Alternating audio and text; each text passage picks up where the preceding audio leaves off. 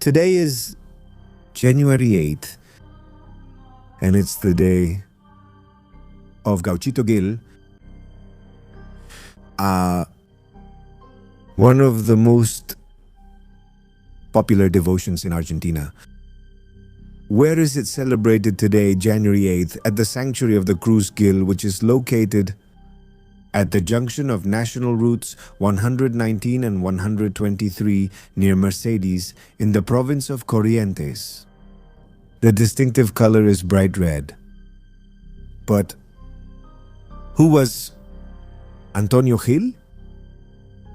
Although there are blurry lines between reality and myth, the most widely accepted story tells that Antonio Mamerto Gil Núñez was a gaucho from Corrientes born in Pua Yubre near Mercedes around 1840. Gil was a rural worker and a devotee of Saint Death. He was recruited to fight in the War of the Triple Alliance and later in the internal civil wars. Tired of shedding the blood of brothers, Gil deserted from the army. At that time, desertion was a capital offense. He became a fugitive and a sort of rural Robin Hood. It's said that he stole cattle from wealthy ranchers to feed the poor, winning over the people. The legend of his sainthood began at the moment of his death, which happened on a day like today, January 8th. The year is estimated around 1878. He was caught by a police squad in a forest. They hung him by his feet from a tree and then slit his throat. Before the executioner, a sergeant named Velázquez cut his throat. The little gaucho said, "No, don't do it. A letter proving my innocence will arrive." The sergeant replied that he didn't care. The little gaucho asked, "Do you see your house? You are going to find your son very sick, dying. How are you going to shed the blood of an innocent? Call upon me so that I may intercede before God for your son's life, otherwise he will die." The sergeant, he wore himself out for him.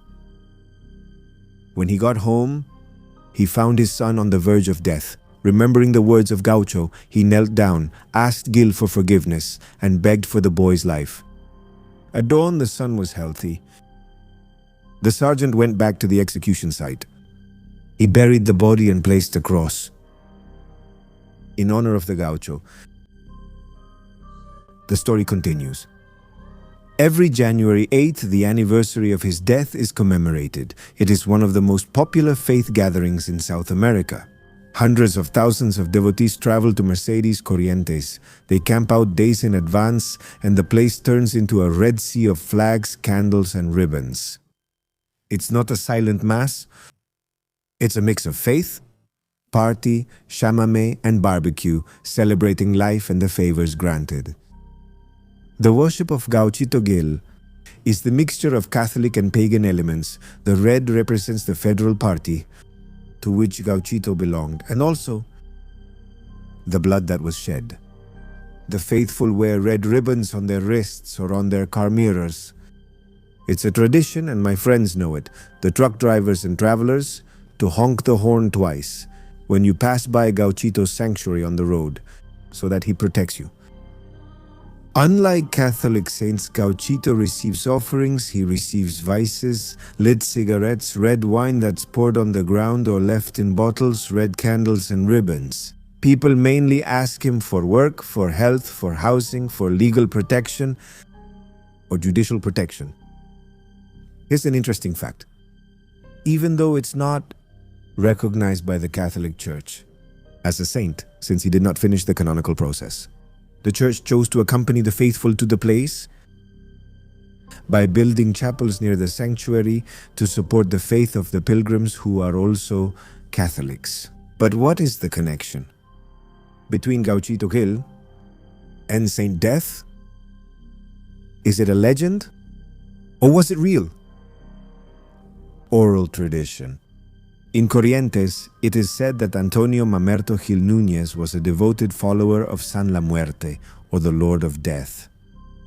In his lifetime, Gil carried with him an amulet or a carved image, sometimes embedded under his skin. It protected him. The bond is very famous. Legend has it that because of his pact or devotion to San La Muerte, the little gaucho had a magical power of protection, paye. This made him immune to bullets. It is said that when the police squad surrounded him, the bullets wouldn't penetrate him. That's why his captors knew that the only way to kill him was to take away his amulet, hang him by his feet, to drain his power and be able to kill him, because lead couldn't hurt him. The belief reinforces this idea that Gauchito didn't die in combat, but was martyred, because they stripped him of his mystical protection. Nowadays, it's very common to see that Gauchito's devotees are also devotees of San La Muerte.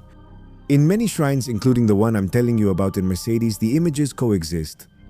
San La Muerte is considered to be an entity of higher hierarchy or power, while the Gauchito is an intercessor, closer, a kind of spiritual friend. Many believers think that to be a true, complete devotee, you have to respect both figures. Both cults have very deep roots in the province of Corrientes and share this nature of non-canonized popular sainthood. Both represent justice by one's own hand, or the protection of the marginalized against institutional authority. In summary, the connection is that Gauchito Gil, before becoming a saint, he was a devotee of San La Muerte, and his legendary power in life was attributed to that protection. And you? Are you a devotee of Gauchito? Are you a devotee of Gauchito and San La Muerte? Tell me your story. 112784 1073 or write me by email. If I granted you a miracle, trasnocheparanormal@gmail.com. El Gauchito Gil in the paranormal night.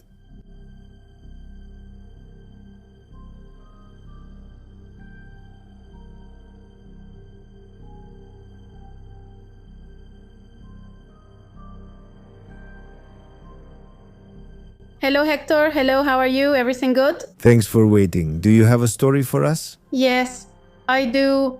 Well, my ex-boyfriend passed away in an accident. He was electrocuted a few years ago, 3 or 4 years ago. And well, what happened to me was exactly a year ago. Look, how crazy, because I had written to you a few days ago. Uh-huh. A year ago, I was in Corrientes in like the lead up to what is now at midnight for Gauchito Gil Day, which has already... And well, when I was there with some friends, we were in a house with a pool and all that. You start to hear a light tapping sound on the glass, you know? So I thought it was the door that was opening and closing. And joking around, I said my ex's name. I said, oh, don't bother me or something like that. And one of the girls who was there, a good friend of my friend, says to me, don't laugh because she's here. So she didn't know him. I mean, it was the first time I saw her. And she described him to me. She said he's tall, green eyes, bald. And I started crying a bit, I guess, because everything was still so recent. And she tells me, don't laugh. I don't know what's behind you. She says, until you say goodbye and let him go, he won't leave. All of this must have been around 5 in the afternoon. And well, I had sent you the story on WhatsApp. I can't recall all the details now, but I do have photos of myself sitting in the car. And you can see something that lifts my hair, like right on top of my head, above my forehead, like something is lifting. And my head, first of all, I mean, my friend's car has a glass roof, you know? Uh-huh. And we started to hear the same little noise, like someone was tapping on the glass. And at that moment, well, honestly, we didn't pay attention. I took a picture with my friend. And then you can see how my hair lifts up just like that after hearing the glass again. And that's it. Whoa. It's not because the window is down, my hair is just really flat. But there's just one strand specifically that looks like this orange thing. And like my hair, it's sticking up, like something's holding it up. I don't know. Very good. And nothing. Well, that was it. But pretty intense. Super intense. Thanks for sharing your story with us, Che. No, please. Sending you a big kiss. Thank you. I love you. Me too, big kiss, baby. People, real stories, and how nice what he mentioned. For Gauchito Gil's Day, which is today, January 8th, Gauchito Gil's Day, and it deserves a report. In our show,